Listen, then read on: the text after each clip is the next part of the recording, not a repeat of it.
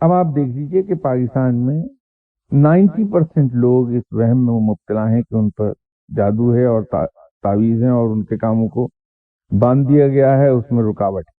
تو یوں میرا تمام تو زور اس بات پر رہتا ہے کنسیپٹس کسی طرح کلیئر ہو جائیں مسلمانوں کے اسلام کے بعد۔ جب ہمارے کنسیپٹس کلیئر ہوں گے تو راستہ صحیح والا ہمیں خود از خود ملتا چلا جائے گا۔ میں آج بھی آپ سے یہ گزارش کر رہا ہوں کہ لمبے چوڑے علم سیکھنے کی بجائے صرف ایک چھوٹا سا کام کر لیجئے۔ زندگی میں کوئی فیصلہ کرتے وقت، کوئی قدم اٹھاتے وقت، کوئی عمل کرتے وقت ذرا سا ریکال کر لیں کہ دینیات میں جو ہم نے پڑھا تھا اس کے مطابق آپ صلی اللہ علیہ وسلم نے ایسے موقع پر کیا عمل فرمایا تھا، اس کی نقل کر لیں۔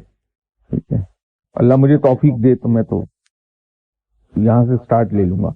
اگر میرا پڑوسی مجھے توڑ پھوڑ کر کے ادھم مچا کے تنگ کر رہا ہے، کوڑا میرے گھر کے آگے پھینک رہا ہے، تو میں اس کو ہنس کے برداشت کر جاؤں، کیونکہ یہ آپ صلی اللہ علیہ وسلم کی سنت ہی یہی ہے۔